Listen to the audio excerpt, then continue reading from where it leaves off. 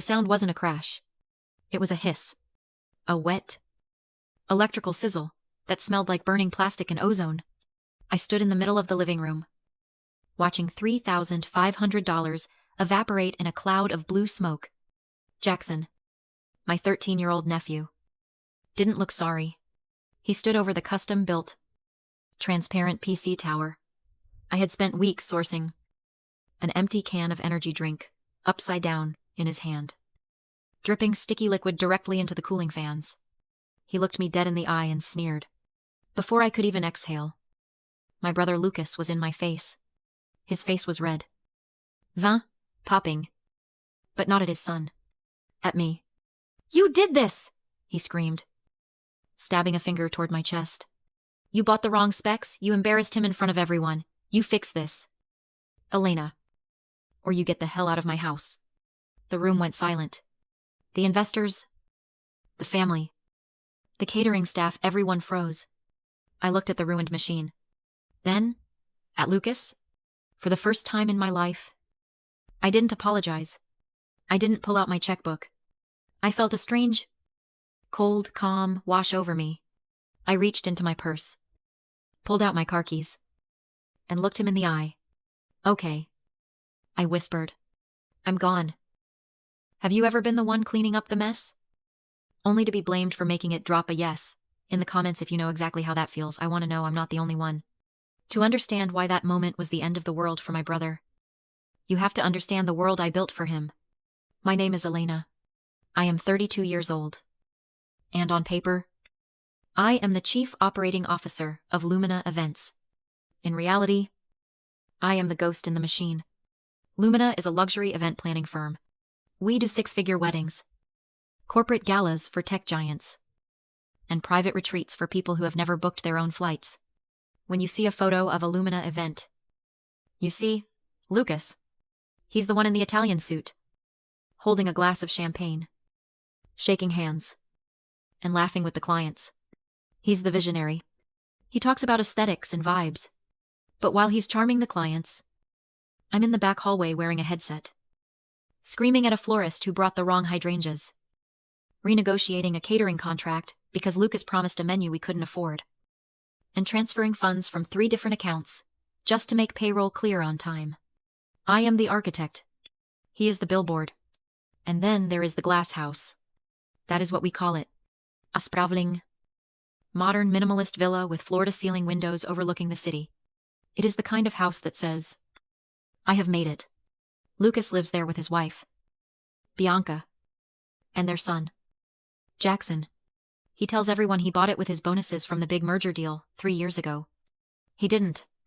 I signed the lease. I pay the rent. I categorized it as corporate housing under the company expenses so Lucas could maintain the image of a wealthy CEO without actually having the credit score to rent a 1-bedroom apartment. But I let him have it. I let him play the king because I thought that was my job. I promised our parents on their deathbed that I would look after him. I thought looking after him meant protecting him from reality. Bianca, my sister-in-law, certainly enjoyed the reality I provided. She is a woman who treats life like a photo shoot. She never works. Yet, she is always busy. The moment I walked into the glass house that day, before the incident, she looked me up and down with that pitying smile she reserves for the help. "Oh, Elena," she said, sipping a latte that cost $8. "You're wearing that blazer again. We really need to get you a stylist. It reflects poorly on the brand when the COO looks like she shops at a discount rack." I wanted to tell her that the blazer cost more than her entire work ethic, but I didn't. I just nodded. I took the criticism. I took the extra workload. I took the late-night panic calls. I was the reliable one. The safe one. The one who didn't need a thank you. I didn't realize that when you make yourself a doormat, you can't be surprised when people wipe their dirty feet on you. And my brother's family, they were wearing muddy boots. It wasn't just the money. If it had only been the cash, maybe I could have written it off as the cost of doing business with family. No. The real tax was my sanity. It was the time. It was the relentless, grinding exhaustion of being the only adult in a room full of overgrown children. Take last Tuesday, for example. It was 11:45 at night. I had just laid down after a 14-hour shift, managing a crisis for a tech launch in downtown Seattle. My eyes were burning. My body heavy with that specific kind of fatigue that settles in your bones. Then, my phone rang. It was Lucas. "Elena. You need to log in right now." He panicked. His voice breathless. "The budget spreadsheet for the gala? It's broken. The formulas are gone. The client is asking for the projection in the morning, and the whole file is corrupted." My heart hammered. A corrupted file is a disaster. I dragged myself out of bed, opened my laptop, and logged into the server. I pulled up the file. It wasn't corrupted. He had just minimized the toolbar. I clicked one button. The toolbar reappeared. The formulas were fine. "It's fixed," I said, my voice flat. "Oh." He laughed.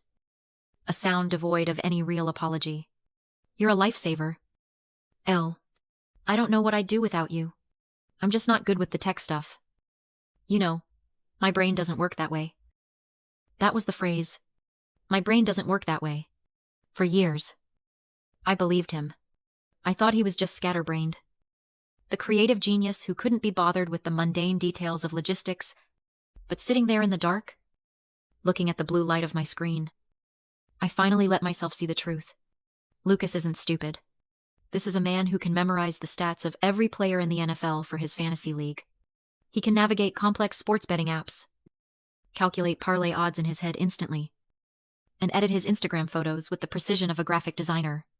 He figures out exactly what he wants to figure out. His inability to do basic work isn't a flaw, it is a strategy.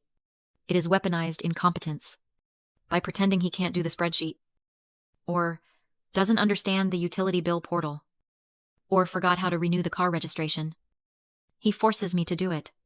He knows that I am too responsible to let the company fail, or let the lights get cut off at his house. He knows that if he acts helpless enough, I will step in to save him, because I always have.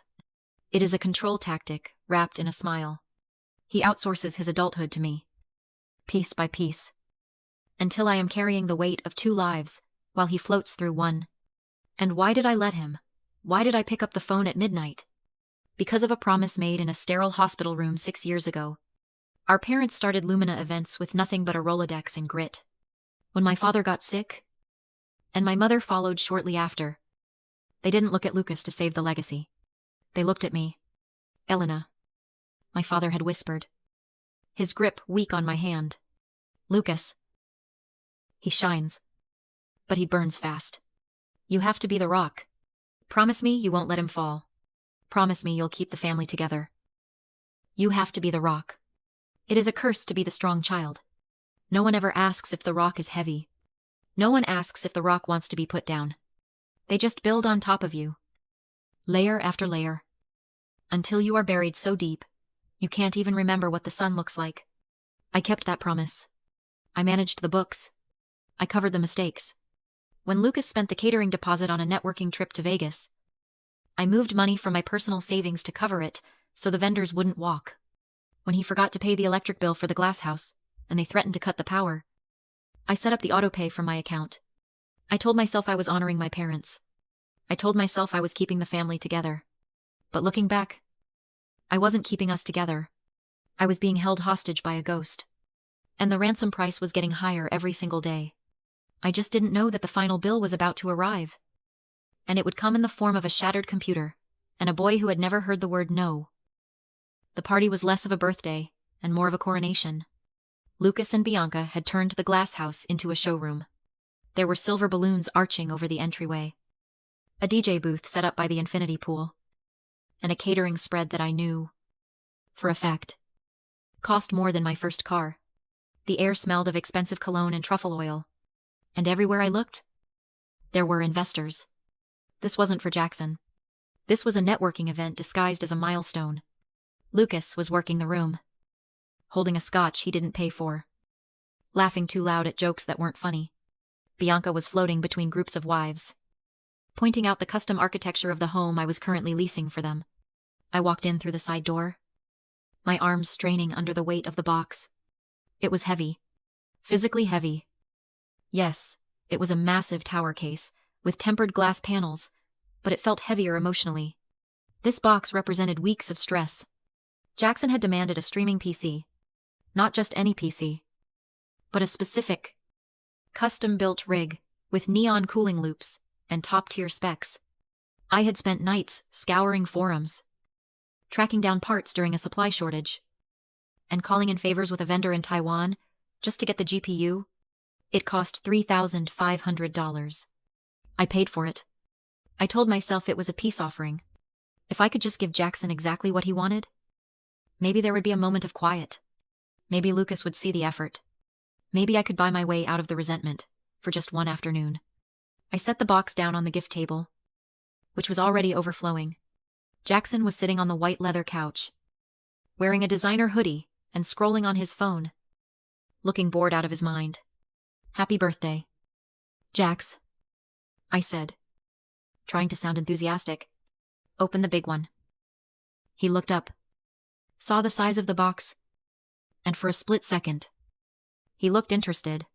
He ripped the paper off. The room quieted down.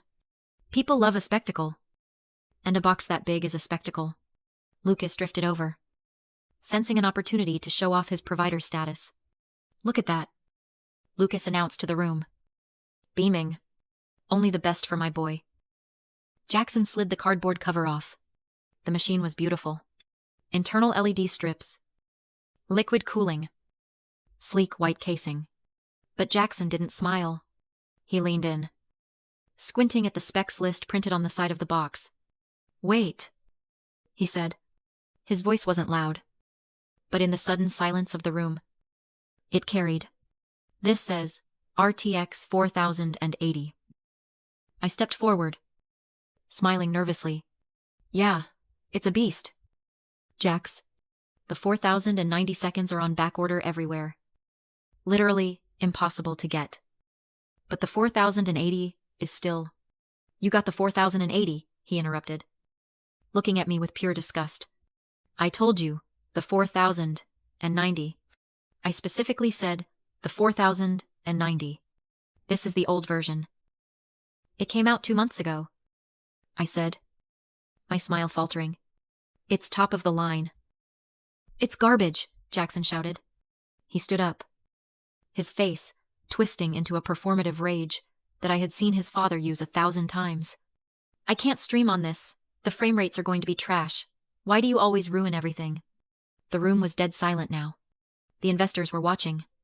The catering staff had stopped moving. And then, he did it. Jackson was holding an open can of energy drink, some neon blue sugary sludge. He looked at me. Then he looked at the open top of the PC case, where the ventilation fans were exposed. "If it's trash," he sneered, "then treat it like trash." He tipped the can.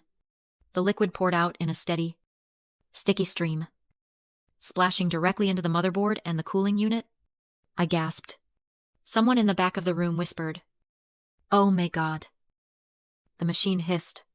A spark popped, loud and sharp, and a thin trail of gray smoke curled up from the vent.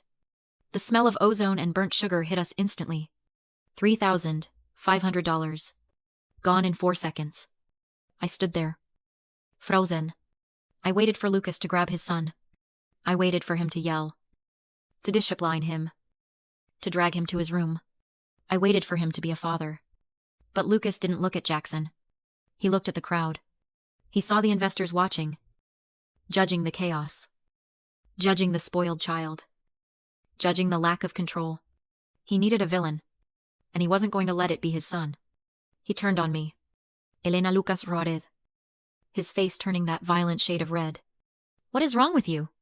He blinked, stunned. "Me." "You knew what he wanted," Lucas shouted, stepping into my personal space, using his height to intimidate me. "You bought the cheap version. You embarrassed him. Look at him. He's upset. You ruined his birthday. He just poured a drink into a $3,000 computer." "Lucas," I pointed at the smoking ruin. "Because he's disappointed," Bianca chimed in, gliding over. Her voice was ice cold, calm, and terrifying. She placed a protective hand on Jackson's shoulder. who was now crossing his arms and pouting like the victim. You know Jackson has sensory issues with disappointment. Elena, you triggered him? This is incredibly selfish of you. You're always so cheap. Trying to cut corners with our family. Cheap, I whispered. The word felt like a slap. I paid for it. I paid for everything. I paid for this party. Don't you dare make this about money. Lucas, he said, lowering his voice, so only I could hear. But with enough venom to kill, you are humiliating me in front of the investors. Fix this. Now. Fix what I asked. My voice shaking. Apologize to him. Lucas commanded, pointing at Jackson. Tell him you're sorry for buying the wrong gift. And tell him you'll replace it with the right one tomorrow. I looked at Jackson. He was smirking. A tiny, imperceptible lift of the corner of his mouth. He had won. He had destroyed something valuable. And his parents were handing him a crown for it. I'm not apologizing, I said quietly. Lucas checked his watch, then looked at me with eyes that were complete strangers. You have 5 minutes, he said. 5 minutes to say sorry to my son and fix this mess. Or you can get out of my house and don't come back until you learn some respect. I didn't slam the door. Slamming the door is what a teenager does. It's what an emotional, hysterical woman does. It's what Lucas wanted me to do because it would have proved him right. It would have proved that I was unstable, that I was just having a moment, and that I would eventually come back, crying and apologizing, begging to be let back into the fold. So I closed it softly. I walked past the investors holding their wine glasses, past the catering staff, clearing plates, and past the silver balloons arching over the driveway. I walked to my sedan, parked next to Lucas's leased Porsche, and I got in.